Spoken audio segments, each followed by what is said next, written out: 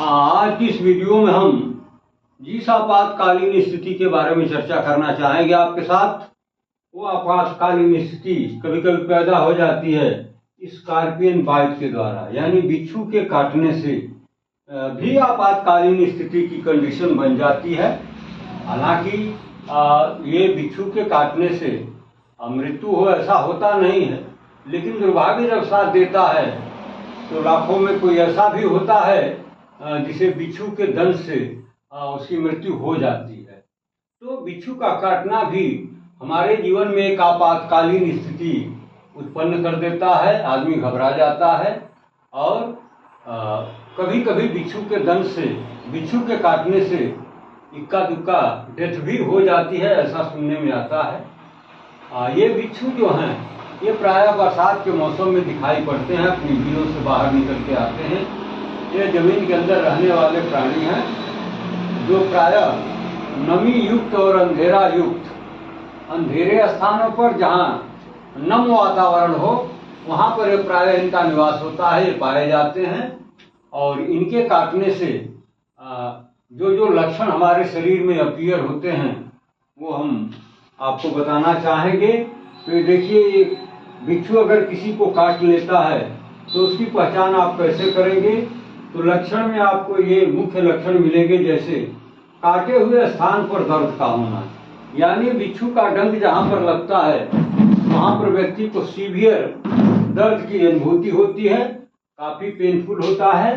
और क्या होता है, काटे हुए स्थान पर सूजन हो जाती है और खुजली हो जाती है एवं झंझनाहट की अनुभूति होती है। जहाँ पर बिच्छू का डंक लगता है ये वास्तव में काटता नहीं है, इसके पास इसकी जो टेल होती है उसमें एक बिल्कुल कील नुमा, एक बिल्कुल चुभने जैसा इसका एक बॉडी पार्ट होता है जिसको हम डंक नाम देते हैं। और वही डंक जब ये किसी व्यक्ति के शरीर पर चुभो देता है तो इसका पॉइजन जो है उसके बॉडी में एंट्री कर जाता है। और पॉइजन का जो लोकेशन है, इसके पूरे बॉडी में पॉइजन नहीं होता है, इसका जो टेल है, पूंछ जिसको आप कहते हैं, उसी स्थान पर ये इसका जो है जहर जो है पाया जाता है। और जब यह व्यक्ति को माने काटता तो नहीं है, माउस से तो नहीं काटता है, उसी डंक को उसके बॉडी में चुभा देता है। तो इसी को हम कहते हैं स्कॉर्पियन बाइट, यानी बिच्छू का काटना। वास्तव में काटता नहीं है बल्कि डंक मारता है, और जिस स्थान पर ये डंक मार देगा वहाँ पर काफ़ी दर्द की फीलिंग होगी, व्यक्ति परेशान हो जाएगा, बेचैन हो जाएगा, रोना चिल्लाना शुरू कर देता है। और क्या होता है, उस काटे हुए स्थान पर सूजन हो जाएगी, स्वेलिंग हो जाएगी, खुजली हो जाएगी और झंझनाहट की अनुभूति भी होती है। और क्या हो सकता है, क्या लक्षण मिलता है, तो हल्की बेहोशी जैसी स्थिति भी बन जाती है। वो व्यक्ति हल्का फुल्का लेवल पर बेहोश जैसा हो जाता है। और क्या लक्षण दिखाई देता है, काटे हुए स्थान पर गंभीर जलन का होना, यानी जहाँ पर ये अपना डंक मारता है, डंक चुभाता है, वहाँ पर बहुत ही सीवियर बर्निंग की प्रॉब्लम होती है, जलन होती है, व्यक्ति बर्दाश्त नहीं कर पाता है, उसकी सहन शक्ति जवाब देने लगती है, वो चिल्लाने लगता है। और क्या मिलता है, मिचली और उल्टी का होना। हालांकि ये लक्षण सब में नहीं मिलता है, फिर भी किसी किसी में ये नासिया और वोमिटिंग की भी प्रॉब्लम हो जाती है, जबकि ये बहुत आम लक्षण नहीं। लेकिन इसके अलावा बाकी जो लक्षण आपको बताया गए कि काटे हुए स्थान पर, दंश वाले स्थान पर काफ़ी सीवियर पेन की फीलिंग होना, काटे हुए स्थान पर जहाँ इसने डंक चुभा दिया है वहाँ पर स्वेलिंग हो जाएगी, ईचिंग होगी और झंझनाहट की अनुभूति होगी, हल्की फुल्की बेहोशी जैसी स्थिति हो सकती है। और वहाँ पर जो सबसे गंभीर प्रॉब्लम होती है वो होती है बर्निंग सेंसेशन। जब ये डंक चुभोता है तो लोग बताते हैं, जो इनको झेल चुके हैं, जिनको कभी सर्पदंश ये स्कॉर्पियन बाइट से पाला पड़ा है, वो बताते हैं कि लगता है कि शरीर का वह पार्ट जैसे आग पर डाल दिया गया हो या बॉडी पार्ट पर आगी डाल दी गई हो, अग्नि डाल दी गई हो, इस तरह से जलन की अनुभूति होता है। नहीं लगता है कि ये फायर से, अग्नि से जल गया। देखने पर पता लगता है वहां तो कोई अग्नि नहीं है, बल्कि थोड़ी दूर पर बिच्छू रेंगता हुआ दिखाई देता है। तो ये लक्षण इसमें मिलते हैं। कौन कौन लक्षण? काटे हुए स्थान पर सीवियर पेन की अनुभूति, फीलिंग। और क्या? काटे हुए स्थान पर तुरंत सूजन हो जाती है, वहां पर इचिंग होती है, झंझनाहट की अनुभूति होती है। उस व्यक्ति में हल्का फुल्का बेहोशी का भी लक्षण दिखने लगता है। काटे हुए स्थान पर गंभीर जलन का होना, यानी जहां इसने अपना वो डंक छुपोया है वहां पर बर्निंग सेंसेशन असह्य होता है। बहुत लोग नहीं झेल पाते हैं और उसी में बेहोश भी हो जाते हैं। फिर तुरंत सामान्य भी हो जाते हैं, लंबे समय के लिए नहीं होते हैं, क्षणिक समय के लिए ही होते हैं, लेकिन वो स्थिति थोड़ा बन जाती है। लेकिन फिर और क्या होता है? कभी कभी अब बिजली और उल्टी की भी प्रॉब्लम दिखती है। लेकिन ये सारे लक्षण एक ही पीड़ित व्यक्ति में दिखते हों ये कोई जरूरी नहीं। बहुत सारे केस में ना तो वोमिटिंग मिलती है, ना तो उल्टी मिलती है, ना तो बेहोशी मिलती है, लेकिन ये लक्षण संभावित लक्षण हैं। ये लक्षण हो सकते हैं। कोई जरूरी नहीं कि ये सारे लक्षण एक व्यक्ति में एक साथ दिखते हो, लेकिन ये तो जरूर दिखते हैं भाई। स्थान पर, काटे हुए स्थान पर दर्द का होना, काटे हुए स्थान पर फीलिंग का होना, खुजली का होना, झंझनाहट की अनुभूति होना और काफी जलन यानी बर्निंग होना, जैसे लगता है कि आग पर बॉडी पार्ट जल गया हो, इस तरह से जलन की अनुभूति होती है। आप सोच सकते हैं कि कितना उसमें पॉइजन होता है। अब इसका जो आपातकालीन हम देखभाल करेंगे तो हमें क्या करना चाहिए? अगर आपके अगल बगल घर परिवार में या आपके निकट व्यक्ति को किसी को स्कॉर्पियन बाइट की प्रॉब्लम हो जाती है तो आपको क्या करना चाहिए? तो पीड़ित व्यक्ति को शांत, ठंडे एवं आरामदायक पोजीशन में रखना चाहिए। ठीक है, यानी वहां न रखिए जहां बहुत शोरगुल होता हो और काफी डिस्कम्फर्ट की पोजीशन हो। नहीं, पीड़ित व्यक्ति को हमेशा शांत, ठंडे एवं आरामदायक पोजीशन में ही रखना चाहिए। और क्या करना चाहिए? आईवी ड्रिप भी प्रारंभ कर देना चाहिए। यदि आपको आवश्यक लगता हो तो आईवी ड्रिप दीजिए, अन्यथा कोई बहुत जरूरी नहीं है। जरूरत पड़ने पर इसका सहारा हम ले सकते हैं। और क्या करना चाहिए? पीड़ित को मानसिक सपोर्ट देना चाहिए। हाँ, ये तो सबसे बड़ी दवा है, जो पीड़ित व्यक्ति को साइकोलॉजिकली आपको सपोर्ट करते रहना चाहिए। भाई कुछ नहीं होगा, आप ठीक हो जाएंगे, ये थोड़ी देर की बात है, थोड़ा सा झेल लीजिए, आप ठीक तो हैं। तमाम इस तरह का जो साइकोलॉजिकल सपोर्ट होता है वो देना चाहिए, क्योंकि ये जो स्कॉर्पियन बाइट है ये बहुत आम घटना है। खास तौर से बरसात के मौसम में बिच्छू प्रायः निकलते हैं और उन लोगों को जो खेती किसानी, खेत खलिहान में काम करते हैं, तो ये खेतों की मेढ़ों में छोटी छोटी बिल बना के उसमें रहते हैं। और बरसात के दिनों में जब ये बिल से बाहर आते हैं, खासतौर से किसान लोग जब खेती के लिए जाते हैं तो प्रायः इनसे सामना होता है और ये अपने डंक का इस्तेमाल वहां कर लेते हैं। तो पीड़ित को मानसिक सपोर्ट देने की जरूरत होती है। और क्या करने से रोगी को आराम मिलेगा? ठंडे सेक से भी, यानी कोल्ड एप्लीकेशन से भी व्यक्ति को आराम मिलेगा, क्योंकि आपने ऊपर पढ़ा है ना कि काटे हुए स्थान पर गंभीर जलन का होना। तो जहां पर काफी जलन हो, बर्निंग हो, वहां अगर आप कोल्ड स्पॉन्जिंग करते हैं, कोल्ड एप्लीकेशन करते हैं, तो उस पीड़ित व्यक्ति को इससे काफी राहत मिल सकती है। और क्या करना चाहिए? पीड़ित व्यक्ति को एंटी एलर्जिक दवाएं एवं कॉर्टिकोस्टेरॉइड का भी देना चाहिए। ये कॉर्टिकोस्टेरॉइड क्या है? यह इंजेक्शन है और इसका लाभ उसको मिलता है। कार्टिजोन ग्रुप का इंजेक्शन है। इसके टैबलेट भी आते हैं, ओरल भी आता है, इंजेक्शन आईएम भी आता है, आईवी भी आता है। तो पीड़ित व्यक्ति को हमें क्या करना चाहिए? फर्स्ट ग्रेड में तो हमें एंटी एलर्जिक दवाएं ही देनी चाहिए और अगर जरूरत पड़े तो कॉर्टिकोस्टेरॉइड का भी, कार्टिसोन का भी हमें प्रयोग करने से हिचकना नहीं चाहिए। इससे पीड़ित व्यक्ति को काफी लाभ मिलता है। तो हमारे ख्याल से स्कॉर्पियन बाइट यह एक बहुत ही आम घटना है और बरसात के दिनों में प्रायः अगल बगल इस तरह के केसेस देखने को मिल जाते हैं।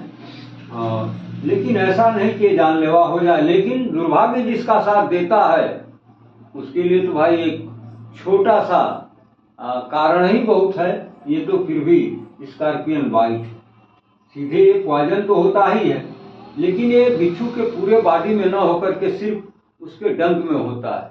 ये मुंह से नहीं काटता है बल्कि वही डंक चुभा देता है और उसका जो पॉइजन है वहीं पर स्टोर होता है। तो जब ये डंक चुभाता है तो उसमें से पॉइजन निकल करके और उस व्यक्ति के बॉडी में चला जाता है और इस तरह की तमाम परेशानियां उसको झेलना पड़ जाती हैं, जैसे काटे हुए स्थान पर दर्द का, काटे हुए स्थान पर सूजन का, खुजली का, झंझनाहट का, ये तमाम स्थितियां, हल्की बेहोशी भी हो सकती है। काटे हुए स्थान पर तो भाई सीवियर जलन तो होती है। अब आदमी बेचैन हो जाता है, इतना जलन होती है, वो परेशान हो जाता है, चिल्लाने लगता है। लेकिन इसका अगर आप प्रॉपर ट्रीटमेंट मैनेजमेंट करते हैं तो यह घंटे 2 घंटे में व्यक्ति को आराम भी मिल जाता है। ऐसा नहीं है कि नहीं ये बहुत कोई कई दिन तक चलता रहता है, नहीं ऐसा नहीं है। प्रॉपर ट्रीटमेंट मैनेजमेंट करने से अल्प समय में ही उस व्यक्ति को आराम मिल जाता है। तो ठीक है, अब इसकी आपातकालीन देखभाल के लिए आपको बता दिया गया। व्यक्ति को हमेशा शांत, ठंडे एवं आरामदायक पोजीशन में रखना चाहिए, कंफर्टेबल पोजीशन में रखना चाहिए। अगर जरूरी समझते हो तो आईवी ड्रिप भी दे दें तो लाभ ही मिलेगा, लेकिन अनावश्यक क्यों ड्रिप देंगे? अगर जरूरी नहीं है तो कोई बहुत जरूरी नहीं है कि उसको आईवी ड्रिप दिया ही जाए। पीड़ित को मानसिक सपोर्ट तो देना चाहिए, ये तो सबसे बड़ी रामबाण दवा है। आपको कहना चाहिए देखो भाई उनको भी परसों काटा था वो ठीक हो गए, उनको कल काट लिया था वो ठीक हो गए, और फला व्यक्ति को काटा था वो ठीक हो गया और तुमसे वो ज़्यादा परेशान था, आप इतना क्यों घबरा रहे हो? बिल्कुल आप ठीक हो जाएंगे, मैं अभी ये करता हूँ ठीक हो जाएंगे, मैं अभी वो करता हूँ आप ठीक हो जाएंगे। तो इस तरह का मानसिक सपोर्ट, साइकोलॉजिकल सपोर्ट, ये बहुत बड़ा ट्रीटमेंट होता है, इसको देना ही चाहिए। और काटे हुए स्थान पर यदि आप कोल्ड पैक करते हैं, कोल्ड सिकाई करते हैं तो उससे भी व्यक्ति को राहत मिलती है। उसकी जो जलन वाली पीड़ा है उसमें काफ़ी सुधार हो जाता है और व्यक्ति को एंटी एलर्जिक दवाएं और कार्टिसोन भी दे सकते हैं, कार्टिसोन भी आप प्रयोग कर सकते हैं। तो इस तरह से हमें स्कॉर्पियन बाइट से मदद मिलती है तो ऐसे व्यक्ति को की देखभाल करने में, और लक्षणों के आधार पर हम पहचान लेते हैं कि वास्तव में क्या है स्कॉर्पियन बाइट। अब आइए दूसरी आपातकालीन स्थिति पर हम थोड़ी चर्चा करना चाहेंगे। बहुत डिटेल तो नहीं, लेकिन जितना आवश्यक है उतनी चर्चा तो हम जरूर करेंगे। ये नीचे लिखा हुआ है स्नेक बाइट। स्नेक का मतलब आप जानते हैं सर्पदंश। यह तो बहुत ही मुश्किल घड़ी पैदा कर देता है, बहुत ही गंभीर आपातकालीन स्थिति पैदा कर देता है। स्नेक बाइट या सर्प का काटना या सर्पदंश। तो सर्पदंश एक बहुत ही गंभीर आपातकालीन स्थिति आदमी के जीवन में पैदा कर देता है। हालांकि सर्पों की सारी इसमें जातियां तो बहुत हैं, सर्पों की अनगिनत जातियां हैं। अब सभी जातियां पॉइजनस हो ऐसा नहीं है, इनमें कुछ ही ऐसी प्रजाति होती हैं जो काफी पॉइजनस होती हैं और जिनके काटने से गंभीर परिणाम सामने आते हैं।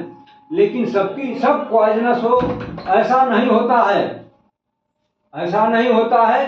कुछ ही जातियां ऐसी होती हैं जो पॉइजनस होती हैं, टॉक्सिक होती हैं, और इनकी बहुत सारी ऐसी भी प्रजाति होती हैं जिनमें पॉइजन नहीं होता है, उनके काटने से कुछ नहीं होता है। लेकिन एक चीज तो जरूर होता है कि सर्पदंश तो सर्पदंश है, यह सोच करके ही आदमी घबरा जाता है और मानसिक रूप से इतना भय आक्रांत हो जाता है कि सर्पदंश के भय से ही उसकी डेथ हो जाती है।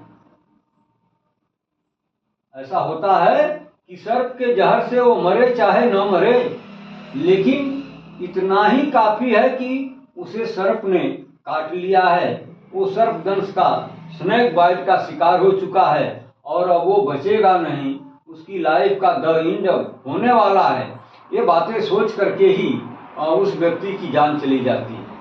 तो बहुत सारे लोग सर्प के पॉइजन से कम ये सोच करके उसके भय से ही अपने प्राणों को बलिदान कर देते हैं।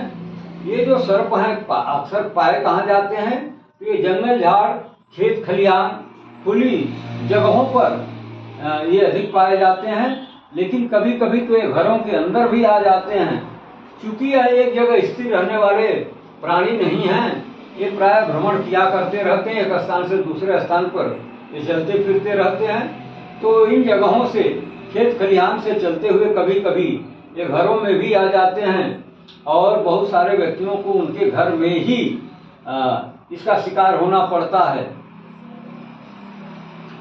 तो सर्पदंश से सारे व्यक्तियों की डेथ हो जाती हो, मृत्यु हो जाती हो, ऐसा नहीं होता है। बहुत लोगों की मृत्यु हो भी जाती है।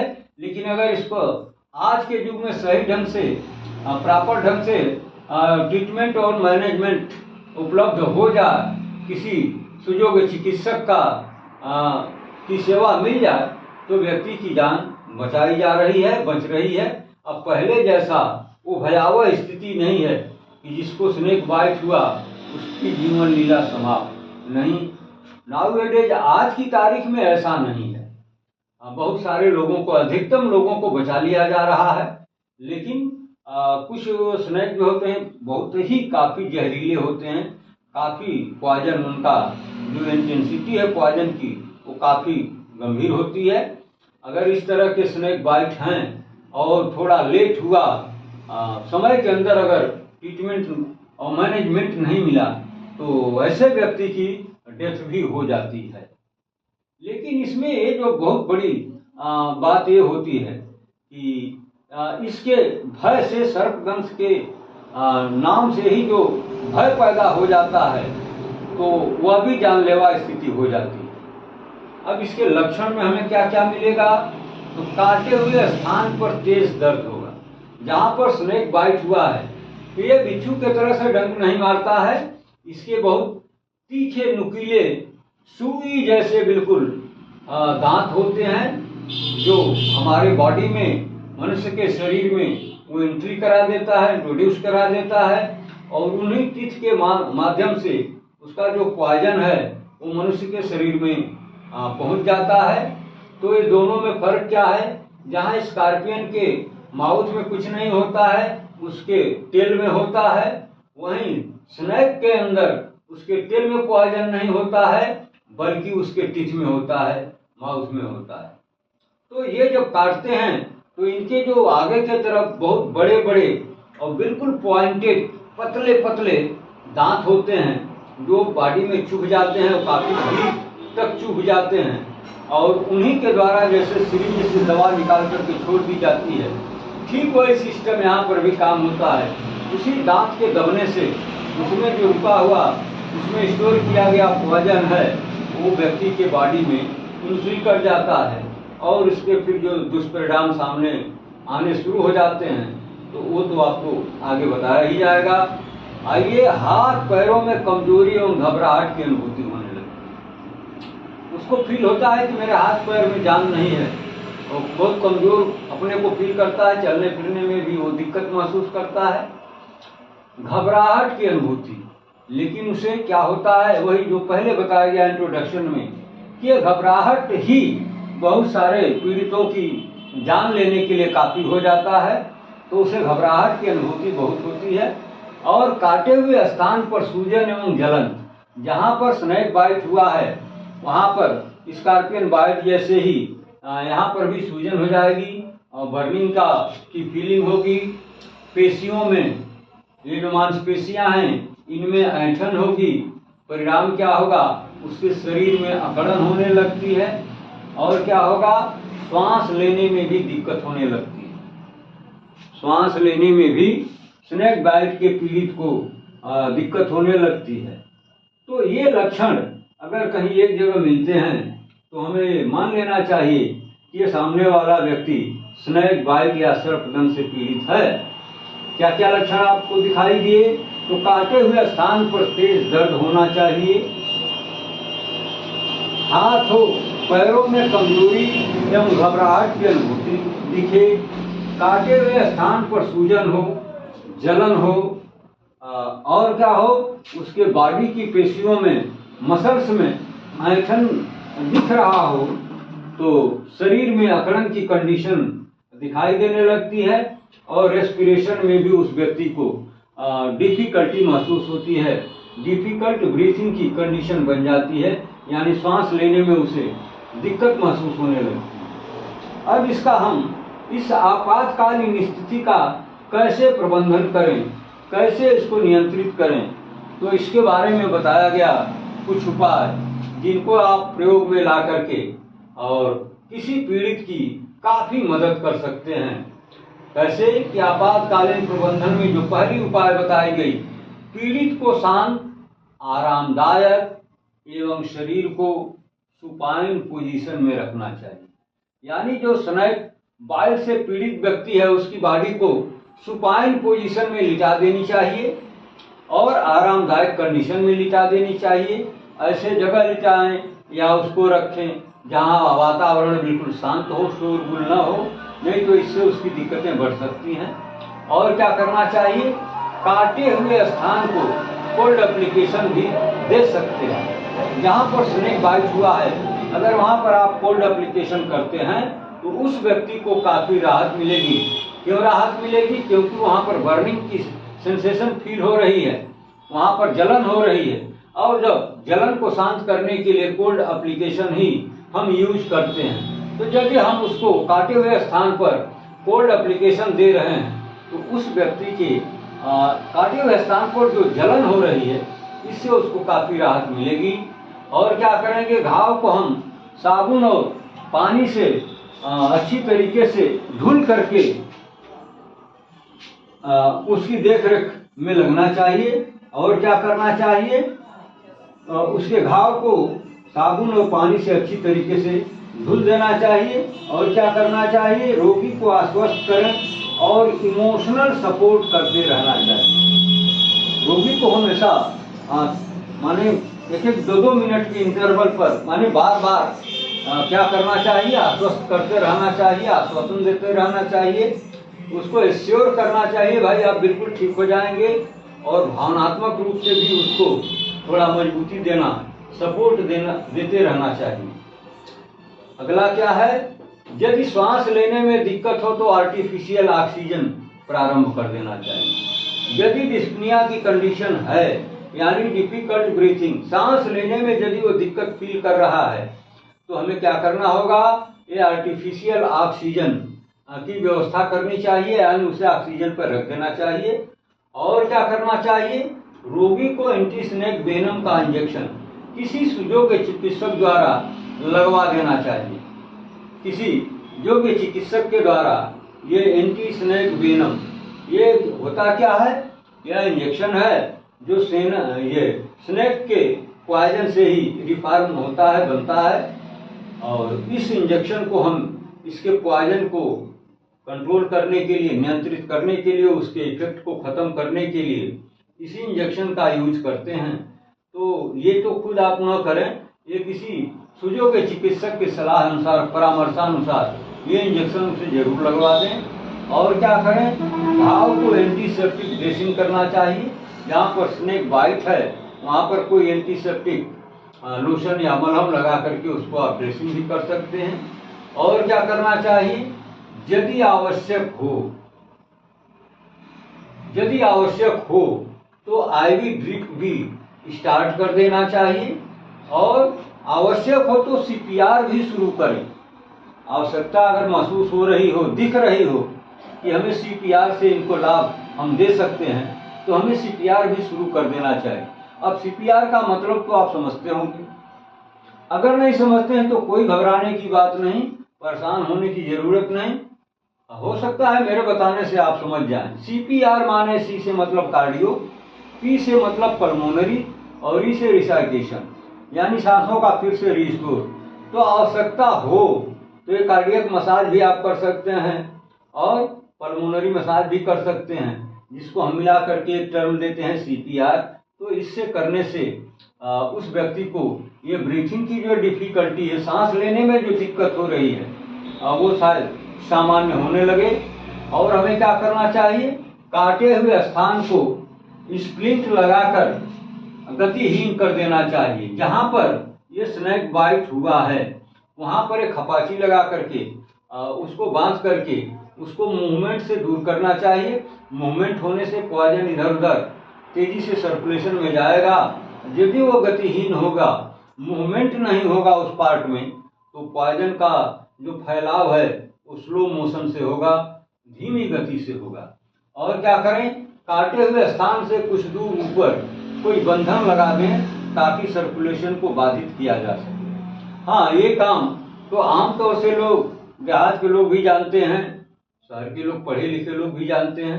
जहाँ पर स्नेक बाइट है उससे थोड़ा कुछ ऊपर हमें एक टाइट बाइंडिंग कर देना चाहिए ताकि सर्कुलेशन को थोड़ा बाधित किया जा सके। तो पॉइजन का जो फैलने की स्पीड है, गति है, उस पर थोड़ा अंकुश लग सके और इसके पॉइजन का इफेक्ट धीरे धीरे आगे बढ़े। तो ये रहा स्नेक बाइट। स्नेक बाइट के बारे में बहुत कुछ नहीं बताना है। ये घटनाएं प्रायः हमारे आपके बीच आए दिन ये होती रहती हैं। इसमें होता क्या है कि स्नेक काट लिया, अब इतना ही बहुत है एक आपातकालीन स्थिति पैदा कर देने के लिए। बिल्कुल आदमी घबरा जाता है, उस पीड़ित व्यक्ति के जो परिजन हैं वो भी घबरा जाते हैं और परेशान हो जाते हैं कि अब क्या किया जाए, इनको तो सर्प ने काट लिया, अब इनका बचना मुश्किल है। इस तरह के विचार बस तुरंत शुरू हो जाते हैं। लेकिन मैं आपको बता दूं कि सांपों की सारी जातियां विषैली हों, जानलेवा हों, ऐसा नहीं होता है। सांपों की कुछ जातियां ही विषैली होती हैं, कुछ तो बिल्कुल विषहीन होती हैं। तो जो विषैली है भाई, उनके काटने से तो जीवन खतरे में पड़ सकता है। लेकिन जो विषहीन हैं, इनके काटने से व्यक्ति का कुछ बिगड़ने वाला नहीं है। लेकिन दिक्कत क्या है कि सांप के नाम पर वो आदमी भयाक्रांत हो जाता है, उसके अंदर एक भय समा जाता है, व्याप्त हो जाती है कि उसे तो सांप ने काट लिया है, सर्प ने काट लिया है, अब उसके बचने की उम्मीद कम है, अब उसकी लाइफ का द एंड है। तो ये सोच करके आदमी घबरा जाता है और ये घबराहट ही उसके लिए जानलेवा साबित हो जाती है। और क्या, सर्पों के बारे में बताया गया कि ये प्रायः मिलते कहाँ हैं, तो इनके मिलने की संभावना ये झाड़ झंखाड़ जहाँ पर होते हैं, खेती खलिहान और ये खुली जगहों पर प्रायः पाए जाते हैं, अधिकता से पाए जाते हैं।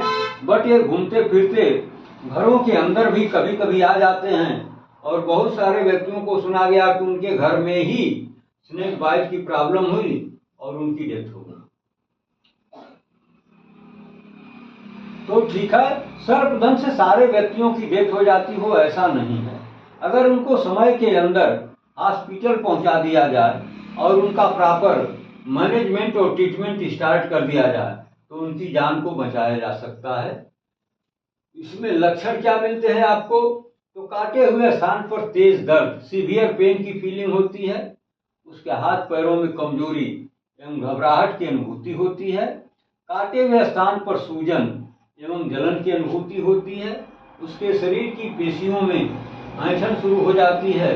परिणाम क्या होता है, उसकी बॉडी अकड़ने लगती है और सांस लेने में भी दिक्कत की अनुभूति होती है। तो ये लक्षण अगर एक साथ कहीं मिल जाते हैं तो निश्चित रूप से जानिए कि वह व्यक्ति स्नेक बाइट का शिकार है। अब हमें उसी अनुसार उसको आपातकालीन व्यवस्था देनी होगी। तो सबसे पहले हमें क्या करना चाहिए, पीड़ित को शांत, आरामदायक एवं बॉडी को सुपाइन पोजीशन में आराम से लिटा देना चाहिए और ऐसे जगह पर लिटा देना चाहिए जहां वातावरण बिल्कुल शांत हो, आरामदायक हो। और क्या करना चाहिए, काटे हुए स्थान को कोल्ड एप्लीकेशन देना चाहिए। यदि काटे हुए स्थान पर आप कोल्ड एप्लीकेशन करते हैं तो चूंकि वहां पर बताया गया था कि यहाँ पर काफी बर्निंग की फीलिंग होती है, तो उस बर्निंग वाली प्रॉब्लम से पीड़ित व्यक्ति को काफी आराम मिल जाता है। फिर क्या करना चाहिए, जहाँ पर वो बाइट किया है उस घाव को साबुन और पानी से अच्छी तरह से धुल देना चाहिए और कोई एंटीसेप्टिक मलहम या लोशन लगा करके उसको आप ड्रेसिंग भी कर सकते हैं। और रोगी को हमेशा मेंटल सपोर्ट देने की ज़रूरत होती है। ये उसके लिए रामबाण है। मेंटल सपोर्ट यदि मिलता रहे तो व्यक्ति का हौसला बुलंद होता है और लगता है कि मैं ठीक हो जाऊंगा। और क्या हो, यदि सांस लेने में दिक्कत हो तो उसे हमें ऑक्सीजन पर रख देना चाहिए और यदि आवश्यक हो तो आईवी ड्रिप भी दे दें। यदि आवश्यक हो तो सीपीआर की शुरुआत भी कर दें और किसी योग्य चिकित्सक के द्वारा रोगी को एंटी स्नेक वेनम का इंजेक्शन उसकी देखरेख में लगवा दें। और क्या करना चाहिए, काटे हुए स्थान पर स्थान से कुछ दूर ऊपर के तरफ कोई टाइट बाइंडिंग भी कर देनी चाहिए, बैंड लगा देना चाहिए ताकि ब्लड के सर्कुलेशन में थोड़ा फ्लो उसका फैलाव हो, तीव्र गति से न फैले बॉडी में।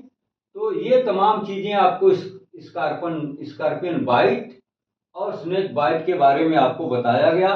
फिर अगली वीडियो में हम कुछ इसी तरह की कोई दूसरी आपातकालीन स्थिति के बारे में आपके साथ चर्चा करना चाहेंगे।